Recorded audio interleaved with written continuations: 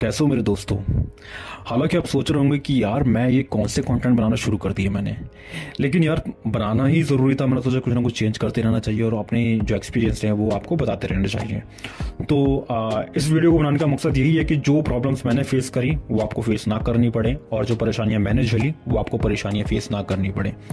तो मैं इसमें सब कुछ अपना पर्सनल एक्सपीरियंस शेयर करूंगा और मैं वही बताऊंगा जो एकदम जेन्युइन है।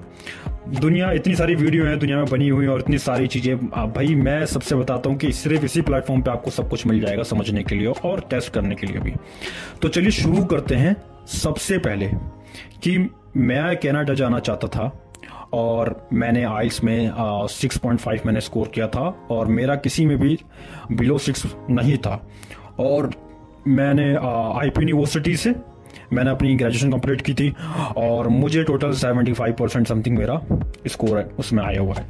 और मैंने सोचा कि क्यों ना यार मैं कनाडा का प्लान करूं, और मैंने कुछ कॉलेजेस शॉर्टलिस्ट किए थे जिसमें सबसे पहला मेरा एक ऑप्शन था ब्रैम्पटन, और ब्रैम्पटन में एक लैम्पटन और एक लंगारा कॉलेज और मेरा एक हम्बर और एक सैनिका। ये मेरे कुछ 4 ऑप्शन थे जो मेरी मेन प्रायोरिटी थी कि भाई मैं इन्हीं में अप्लाई करूंगा। अब शुरुआत क्या होती है, मैं पहले गया कैनम के पास। इनका काफ़ी नाम है, हालांकि मुझे पता नहीं क्यों नाम है, लेकिन मैं इनके पास जब मैंने उनको कॉल किया मैंने बोला जी मुझे इन कॉलेजेस में ऑप्शंस चाहिए। तो उन्होंने कुछ हल्का सा उनका मुझे फंडा समझ में नहीं आया कि मैं उनके पास अपनी चॉइसेस लेकर आया, तो उन्होंने उस पर काम करने की बजाय उन्होंने अपनी चॉइसेस मेरे सामने रख दी। मुझे उन कॉलेजेस के नाम बताया जिसमें मैं जाना नहीं चाहता था, जिसमें नाइग्रा वगैरह, सेंट क्लेयर वगैरह ऐसे ऐसे कॉलेजेस से मैं जाना नहीं चाहता था। ऑफ कोर्स मुझे अच्छे होंगे भी तो, बट मेरी चॉइसेस के अलग थी। लेकिन उन्होंने कहा कि नहीं भाई ये निकल जाएगा, वो हो जाएगा, ये हो जाएगा, फलाना ढिमकाना, और मेरे को कॉल करने शुरू कर दिए। और बिल्कुल पसंद नहीं आई मुझे सर्विस। आपको पसंद आ सकते हैं लेकिन मुझे बिल्कुल पसंद नहीं आई। फिर उसके बाद मैंने सोचा कि क्यों ना अब मुझे दूसरी कंपनी के पास जाना चाहिए जहां पे मेरी चॉइसेस रखी जाएं। और उसके साथ साथ मैंने कुछ और एजेंसीज के साथ भी बात करना शुरू कर दिया, क्योंकि भाई हम स्टूडेंट्स हैं तो हम स्टूडेंट्स हमेशा ऑप्शंस लेके चलते हैं, क्योंकि भाई पैसा एट द एंड हमारा ही लगना है। तो फिर मैंने सोचा कि भाई क्यों ना कॉल किया जाए लीप स्कॉलर को। मैंने लीप स्कॉलर का काफ़ी एडवर्टीजमेंट देखा था, सब कुछ देखा था, लेकिन यार उनसे मैंने बात की, पहले बुकिंग करी, उसके बाद ऐसा कॉल आया तो बिल्कुल लगा ही नहीं कि प्रोफेशनल कोई बात कर रहा है। ऐसा लग रहा था कोई तमिलनाडु में बैठ के कोई तमिल में मुझसे बात कर रहा है, कोई प्रोफेशनलिज्म मुझे उनमें दिखा नहीं। हालांकि मैंने उनसे आगे प्रोसेस नहीं लगाया, लेकिन फर्स्ट एक्सपीरियंस ही मेरा ऐसा रहा कि ना वो मेरी बात समझ पा रहा था उनका काउंसलर, ना मैं उनकी बात समझ पा रहा था। तो मैंने सोचा कि हमारी कुछ जमेगी नहीं। और अगर लीप स्कॉलर वाले ये वीडियो देख रहे हैं तो भाई प्लीज अपने जो आपके जो काउंसलर जो बात करते हैं प्लीज उन्हें प्लीज चेंज कर दो यार। हालांकि हो सकता है कि शायद मेरे साथ ही ऐसा हुआ, लेकिन मुझे यह है कि मेरे को थोड़ा समझ में नहीं आया, लेकिन आप चेंज कर सकते हो, ठीक है। और उसके बाद फिर मैंने सोचा कि क्यों ना लेवरेज एडीयू के साथ शुरू करना चाहिए। बट लेवरेज एडीयू का मुझे एक फंडा समझ में नहीं आया कि वो मुझसे 1000 रुपये मांगने लगे।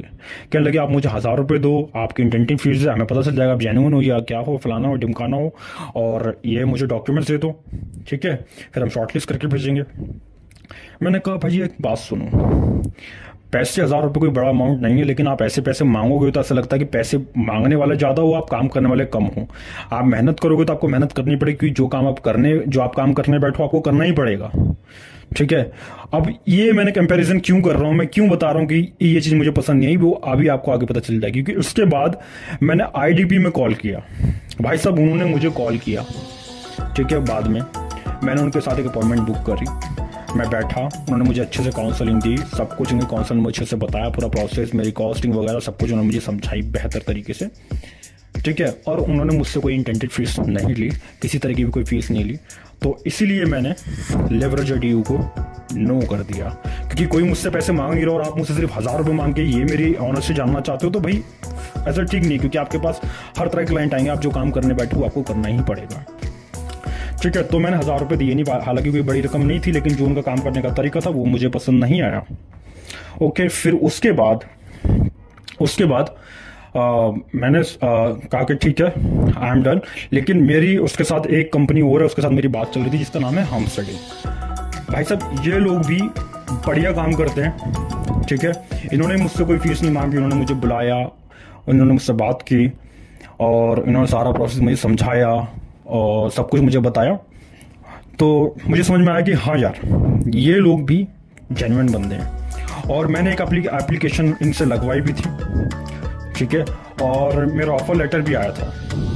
तो जब मेरा ऑफर लेटर आया तो मैंने उनको मतलब बहुत अच्छा एक्सपीरियंस रहा, क्योंकि मैंने एक ही एप्लीकेशन लगवाई थी और उसमें मुझे इतना पॉजिटिव रिस्पांस आ गया। और इन लोगों ने मुझसे खुद चीज़ें मुझे कॉल करके इन लोगों ने मुझसे अच्छे से कम्युनिकेट किया, मुझे हर एक चीज़ बताई है, IDP और होमस्टडी इन दोनों कंपनी ने। अगर आप इन दोनों में से किसी में भी जाते हो तो भाई साहब मैं आपको बता दूँ 100% मैं गारंटी देता हूँ आप डिसअपॉइंट नहीं होगे इन दोनों कंपनीज के साथ। सो मेरा ऑप्शन यही है। और सबसे अच्छी बात ये कि दोनों कंपनियां और ये सारी कंपनियां, वैसे तो मैं सभी कहूँगा, सभी ऑनलाइन भी काम करती हैं और सभी फ्री ऑफ कॉस्ट काम करती हैं, सिर्फ लेवरेज को छोड़कर, ठीक है।